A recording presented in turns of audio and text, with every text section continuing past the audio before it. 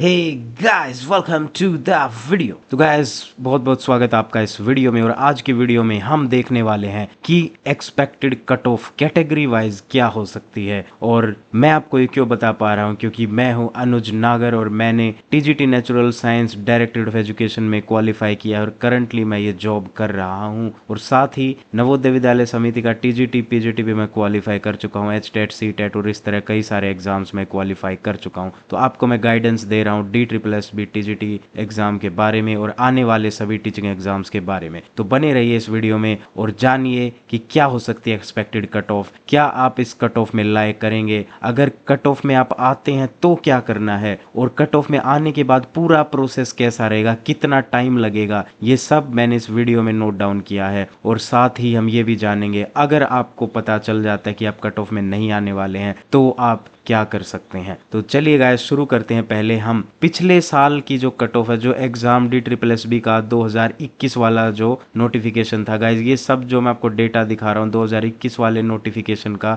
जो रिजल्ट आया था 2022 में जाकर, उसका ये सब डेटा आपको मैं दिखा रहा हूँ। देखिए DSSB में क्या होता है, पहले आपका एक एग्जाम लिया जाता है, रिटन एग्जाम। रिटन एग्जाम आपका होता है टीचिंग का, सिर्फ 1 ईयर एग्जाम होता है। उस 1 ईयर एग्जाम को देने के बाद जो कट ऑफ आती है वो आपकी कट ऑफ 2 बार आएगी। वो किस लिए आएगी, आइए इसे जानते हैं। सबसे पहले एग्जाम्पल लेते हैं भाई टीजीटी नेचुरल साइंस फीमेल का। तो टीजीटी नेचुरल साइंस फीमेल में आप देखिए कि पहली जो कट ऑफ आती है वो आती है ई डोजियर के लिए, यानी 2 गुना कैंडिडेट्स को, 2 या 3 गुना कैंडिडेट्स को बुलाया जाता है ऑनलाइन अपना ई डोजियर फाइल करने के लिए। यानी आप अपने सारे डॉक्यूमेंट्स जितने भी हैं ऑनलाइन आप सबमिट करेंगे। तो एक तरह से ये क्या कर रहे हैं, जितने भी कैंडिडेट्स के पूल ने एग्जाम दिया उनमें से 2 या 3 गुना जो टॉपर्स होंगे, टॉप 2 या 3 गुना जो स्टूडेंट्स होंगे, वैकेंसीज के 2 या 3 गुना, मान लीजिए पिछले साल या 2021 में 1000 वैकेंसीज थी, तो ई डोजियर के लिए इन्होंने अप्रोक्सीमेटली 2000 कैंडिडेट्स को सेलेक्ट किया था। तो उन 2000 कैंडिडेट्स को इन्होंने मेल किया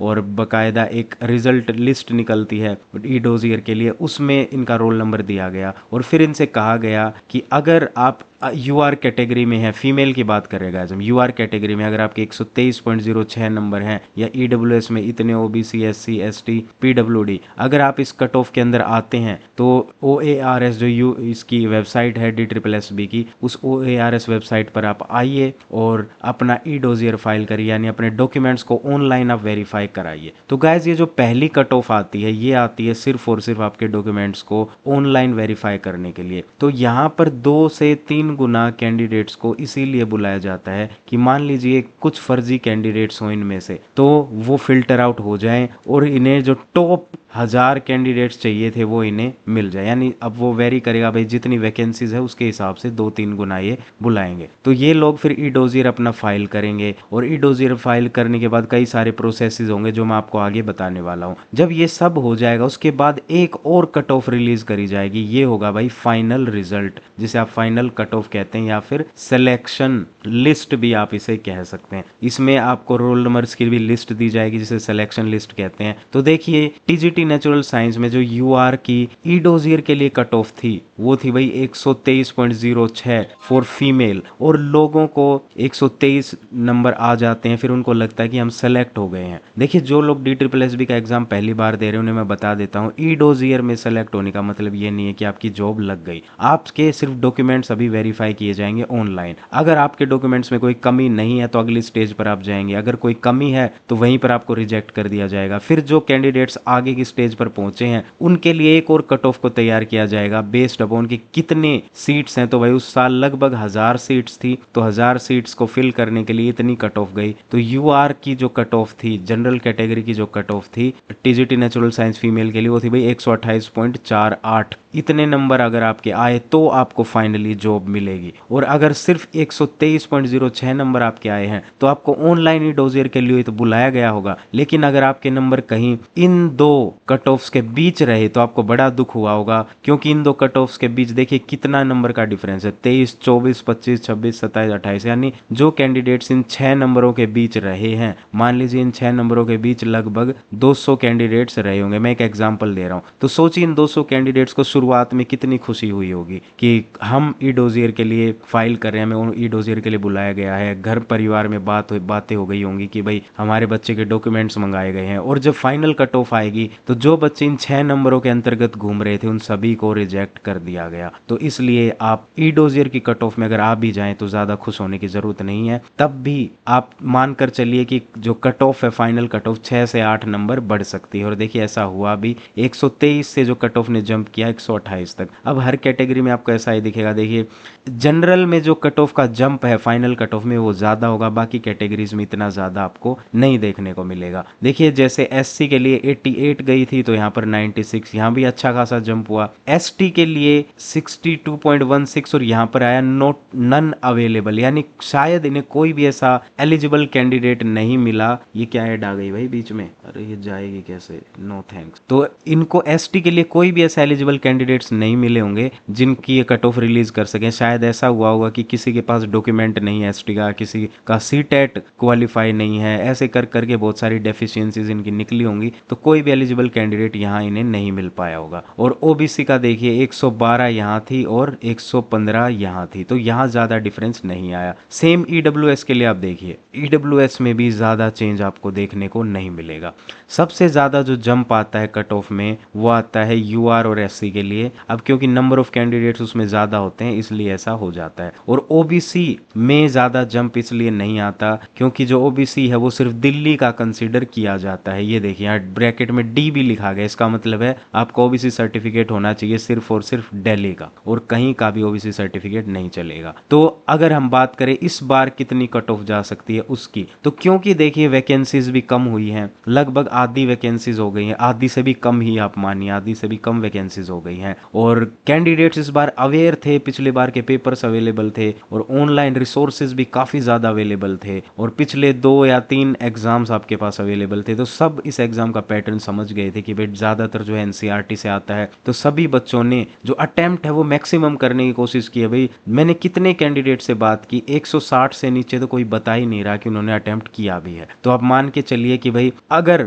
ये ई डोजियर की कट ऑफ उस टाइम यूआर की गई थी 123, तो इस बार आप मान के चल सकते हैं कि 130 तक यूआर की ई डोजियर की कट ऑफ जा सकती है। और फिर फाइनल कट ऑफ की बात करें तो 136 से 138 आप मानकर चल सकते हैं। इसी तरह आप एससी कैटेगरी के लिए भी लगभग यहाँ पर जोड़ लीजिए कि 8 से 10 नंबर आप, यानी कितना हो जाएगा, ये लगभग 96 पर आप मान सकते हैं। अब ये कोई एग्जैक्ट फिगर मैं नहीं बता सकता, मैं क्या कोई भी यूट्यूबर नहीं बता सकता जब तक पूरा रिजल्ट निकल कर सामने ना आए। मैं आपको वही डेटा बता रहा हूँ जितना मैंने आसपास लोगों से बात की, जितना पिछली कट ऑफ के ट्रेंड को मैंने समझा, इसी आधार पर हर एक यूट्यूबर आपको बताता है। और एग्जैक्ट कट ऑफ तो आपको सिर्फ डिपार्टमेंट ही बता सकता है क्योंकि पूरा डेटा उन्हीं के पास है। तो भैया मान के चलिए अराउंड 96 एससी की कट ऑफ रह सकती है टीजीटी नेचुरल साइंस फीमेल के लिए for E dossier. But for final cut off SC की कट ऑफ आप मानकर चलिए कि 100 से प्लस ही जाएगी, 105 के करीब, 104 105 के करीब आप मान सकते हैं कि एससी की कट ऑफ में इतना जंप आ सकता है। ये हम बात करें टीजीटी नेचुरल साइंस फीमेल के लिए। अब बात करते हैं भाई मेल के लिए क्या एक्सपेक्टेड कट ऑफ हो सकती है। ट्रेंड वही रहेगा।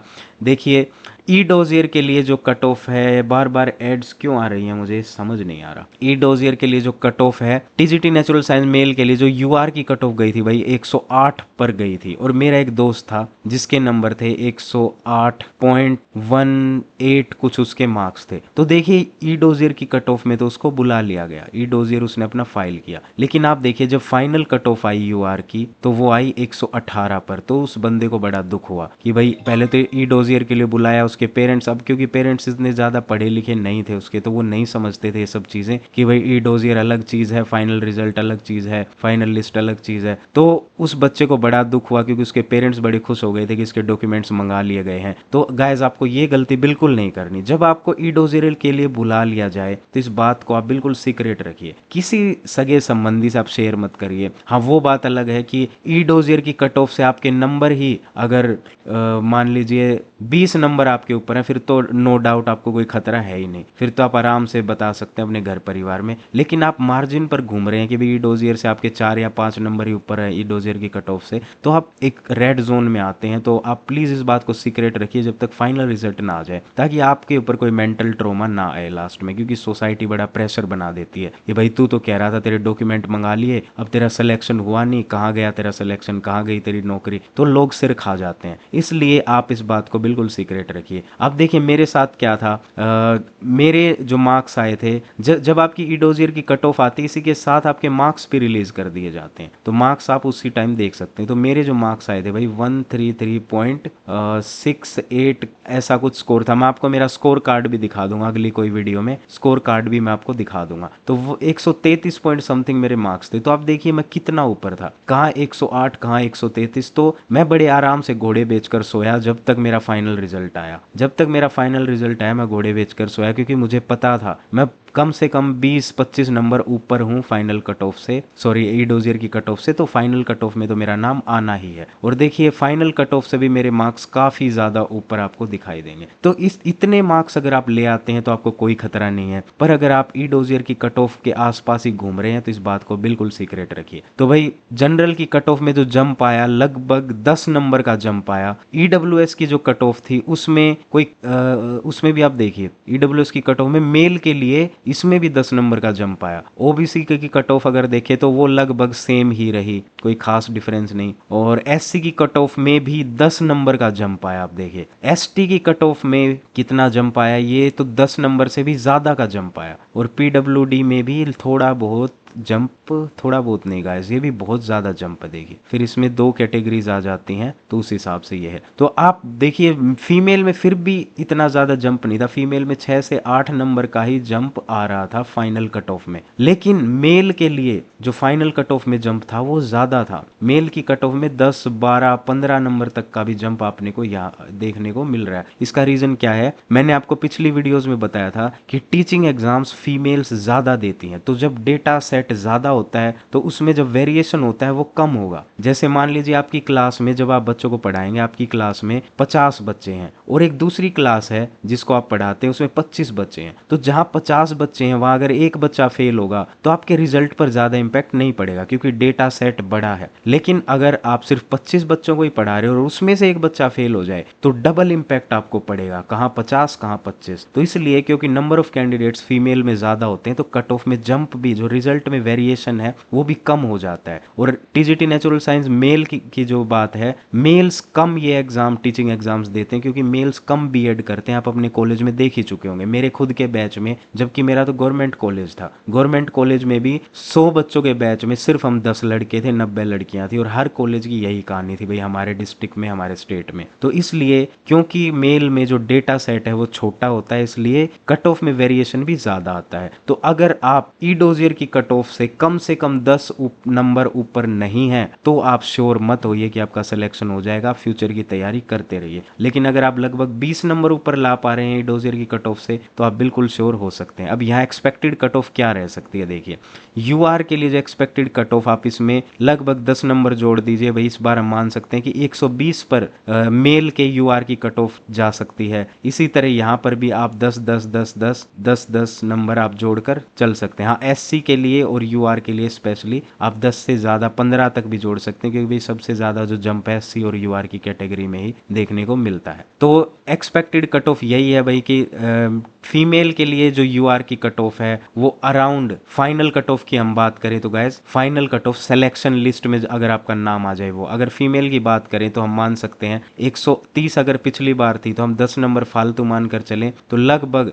138 140 तक फाइनल कट ऑफ जा सकती है फीमेल के लिए। और फिर जो बाकी कैटेगरीज बच गई वहां भी आप ऐसे 10 नंबर जोड़कर मान लीजिए कि आप फाइनल कट ऑफ में आ जाएंगे। इसी तरह मेल की अगर फाइनल कट ऑफ देखिए, अगर 118 यहाँ कट ऑफ गई थी उस टाइम, तो अब हम मान सकते हैं क्योंकि कंपटीशन ज़्यादा हो गया भाई, तो लगभग 130 पर इनका फाइनल सिलेक्शन हो सकता है और लगभग 121-22 पर ईडब्ल्यूएस में आपका सिलेक्शन हो सकता है, लगभग 80 नंबरों पर आपका ओबीसी में हो सकता है, लगभग 107 नंबरों पर या 107 108 नंबरों पर आपका एससी में हो सकता है। इसी तरह आप 10 नंबर यहाँ जोड़ लीजिए। तो मुझे उम्मीद है कि आपको क्लियर हो गया होगा कि किस तरह आप कट ऑफ को प्रेडिक्ट कर सकते हैं। तो अगर आप हैं मेल, तो अगर आपके नंबर आ रहे हैं 130 प्लस तो आप उम्मीद लगा सकते हैं कि आपका फाइनल सिलेक्शन हो जाएगा। अगर आप हैं फीमेल और आपके नंबर आ रहे हैं 140 प्लस, तो आप पूरी उम्मीद लगा सकते हैं कि आपका फाइनल सिलेक्शन हो जाएगा। तो गाइस किस तरह कट ऑफ प्रेडिक्ट होगी, मैंने आपको एक अच्छा एग्जांपल दे दिया। ई डोजियर फाइनल कट ऑफ नहीं है।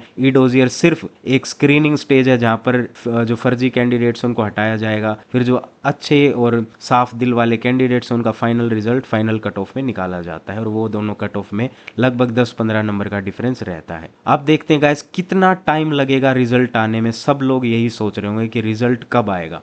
तो देखिए आंसर की विद इन 2 वीक्स रिलीज कर दी जाती है, आजकल जो ट्रेंड चल रहा है, तो आपकी भी आंसर की जल्दी आ जाएगी। फिर उस पर ऑब्जेक्शंस मांगे जाएंगे, तो लगभग ऑब्जेक्शन वाला जो सीन है 1 वीक तक चलता रहता है। फिर उस 1 वीक के बाद लगभग 2-1 वीक्स में आपकी फाइनल की रिलीज कर दी जाती है, तो फाइनल की आ जाएगी। फिर फाइनल की आने के काफी टाइम बाद गाइस, इसमें काफी टाइम लग जाता है, 3 महीने 4 महीने लग जाते हैं कि ई डोजियर के लिए आपको कॉल किया जाए, यानी इसे हम कहते हैं फर्स्ट कट ऑफ लिस्ट यहाँ पर रिलीज की जाएगी। फर्स्ट कट ऑफ लिस्ट जो ई डोजियर के लिए आएगी लगभग 3-4 महीने आफ्टर योर फाइनल आंसर की रिलीज आएगी, और इसे इनिशियल कट ऑफ कहते हैं। और ये सिर्फ स्क्रीनिंग पर्पज के लिए है, जिसमें फिल्टर आउट किया जाएगा फर्जी कैंडिडेट्स को, और इसमें आपके मार्क्स भी विजिबल होंगे, आपके स्कोर कार्ड आपको दे दिया जाएगा। लगभग 2 टाइम्स या उससे ज्यादा भी बुलाए जा सकते हैं कैंडिडेट्स, या 1.5 टाइम्स भी बुलाए जा सकते हैं।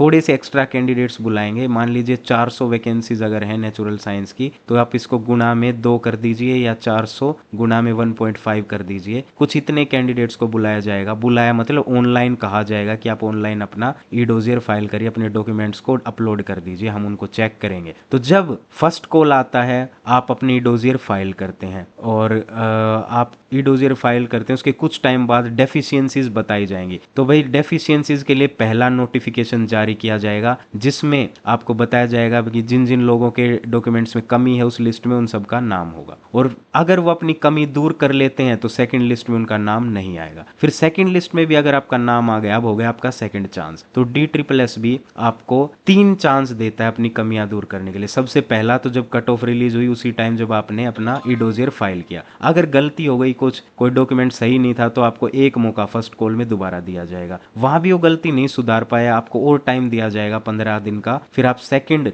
राउंड में अपनी गलतियां सुधार सकते हैं, वो डॉक्यूमेंट अपलोड कर सकते हैं। उसके बाद भी अगर आप गलती नहीं सुधार पाए, आपके पास वो डॉक्यूमेंट अवेलेबल नहीं हो पाया जो मांगा गया है, तो आपको रिजेक्शन लिस्ट में डाल दिया जाएगा और आपको इस रेस से बाहर कर दिया जाएगा। इसके बाद जो कैंडिडेट्स बचेंगे उनके अकॉर्डिंग लिस्ट प्रिपेयर की जाएगी फाइनल रिजल्ट की। तो गाइस फिर आ जाएगा आपका फाइनल रिजल्ट, और यही होगी आपकी सिलेक्शन लिस्ट। यही आपकी सिलेक्शन लिस्ट कहलाएगी। जब सिलेक्शन लिस्ट में आपका नाम आ जाएगा, आप मिठाई बांट सकते हैं बिल्कुल खुशी से, धूमधाम से, लेकिन उसके बाद भी प्रोसेस काफ़ी लंबा है। देखिए ई डोजियर के बाद जो फाइनल रिजल्ट आने तक का टाइम है, उसमें भी ये लगभग 2 महीने लगा देते हैं, ज़्यादा भी लगा देते हैं कई बार। और फाइनल रिजल्ट आने के बाद आपके पास मैसेज आएगा, लगभग 1 वीक इसमें लगता है। लगभग 1 वीक के बाद आपके पास मैसेज आता है, ईमेल आएगा कि आपका जो ई डोजियर था, ऑनलाइन डॉक्यूमेंट्स जो DSSB के पास थे, उन्होंने आपको रिकमेंड करके और आपके concerned department directorate of education को भेज दिए हैं। तो ऑनलाइन आपका सारा डेटा डायरेक्टरेट ऑफ एजुकेशन के पास चला जाएगा। फिर डायरेक्टरेट ऑफ एजुकेशन अपनी तरफ से स्क्रूटनी करेगा। पहले तो DSSB ने आपके डॉक्यूमेंट्स वेरीफाई किए, फिर DOE आपके ऑनलाइन डॉक्यूमेंट्स को वेरीफाई करेगा। फिर अगर आपके सारे डॉक्यूमेंट सही होते हैं तो डॉक्यूमेंट वेरिफिकेशन के लिए आपको बुलाया जाता है। डॉक्यूमेंट वेरिफिकेशन में वही सेम डॉक्यूमेंट्स फिर से फिजिकली वेरीफाई किए जाते हैं, और फिर ऑफर ऑफ अपॉइंटमेंट दिया जाता है, और फाइनली आपका ज्वाइनिंग ऑर्डर आता है। अब यहाँ कितना टाइम लगता है एक बार ये देखते हैं। जब आपके डॉक्यूमेंट्स पहुंच गए DOE तक, तो DOE उनकी स्क्रूटनी करने में, भाई हमारे टाइम पे लगभग 2 मंथ उन्होंने लगा दिए थे, क्योंकि बहुत सारे सब्जेक्ट्स होते हैं, 2 मंथ से ज़्यादा भी लग सकते हैं। अब आपकी किस्मत है, हो सकता है आपके सब्जेक्ट को वो सबसे पहले उठा लें, और हो सकता है आपके सब्जेक्ट को सबसे लास्ट में उठाएं। लास्ट टाइम तो क्या हुआ था, साइंस के सब्जेक्ट की फाइल्स को उन्होंने सबसे लास्ट में उठाया। तो देखिए हमारा रिजल्ट आ गया था जुलाई में, जुलाई 2022 में, और उसके बाद हमारा जो ई डोजियर ट्रांसफर हुआ डीओई को, और बाद में जब स्क्रूटिनी स्टार्ट हुई तो भाई नवंबर आ गया, नवंबर में जाकर कहीं स्क्रूटिनी पूरी हुई, फिर डॉक्यूमेंट वेरिफिकेशन के लिए बुला लेते हैं। स्क्रूटिनी के बाद तो जल्दी ही आपको बुला लेते हैं, लगभग आप मान सकते हैं 1-2 वीक्स में आपको बुला लेंगे, और 1-2 वीक्स के बाद जब बुला लेंगे आप डीवी करा लेंगे अपना। डीवी के बाद ऑफर ऑफ अपॉइंटमेंट भी लगभग 1 वीक के अंदर तैयार कर दिए जाते हैं, और जैसे ही आपको ऑफर ऑफ अपॉइंटमेंट आता है ज्वाइनिंग ऑर्डर भी आ जाता है। विद इन 2-3 डेज ही आ गया था भाई हमारा, तो ज्वाइनिंग ऑर्डर आता है नेक्स्ट डे, आप नेक्स्ट डे जाकर आप ज्वाइन कर सकते हैं। एंड कॉन्ग्रेचुलेशंस, आपकी जॉब, कॉन्ग्रेचुलेशंस, आपकी जॉब पक्की हो गई है। तो ये पूरा प्रोसेस है गाइज। अब आप जरा देखिए इस पूरे प्रोसेस में आंसर की आने से लेकर ज्वाइनिंग तक 1 साल, 1 ईयर मिनिमम बता रहा हूँ गाइज, 1 ईयर मिनिमम तो लगता है, इससे ज्यादा भी लग सकता है, क्योंकि डायरेक्टेड ऑफ DSSS के किसी भी एग्जाम में 2 बार कट ऑफ आती है, इस वजह से भी लंबा टाइम लग जाता है। पहले तो डॉक्यूमेंट्स DSSS ऑनलाइन खुद वेरीफाई करता है, फिर कंसर्न डिपार्टमेंट जो है हमारा वो ऑनलाइन खुद वेरीफाई करता है, फिर फिजिकली वेरीफाई करता है, फिर जाकर कहीं ऑफर अपॉइंटमेंट हमें मिलता है। और गाइज देखिए इस पूरे प्रोसेस में आपको लगभग 1 साल लग जाएगा। तो बेटर यही है कि भले ही आपके कितने भी मार्क्स आए हों, खासकर अगर आप मार्जिन पर हैं तो ये मत सोचिए मैं सेलेक्ट होऊंगा नहीं होऊंगा। मैं आपको सच बता रहा हूँ, सिर्फ सोचने में ही आपका पूरा 1 साल बर्बाद हो जाएगा। तो सोचने से कुछ नहीं होने वाला गाइज। आप इन है या आउट हैं आप नहीं जानते जब तक फाइनल रिजल्ट नहीं आ जाता। वो अलग बात है कि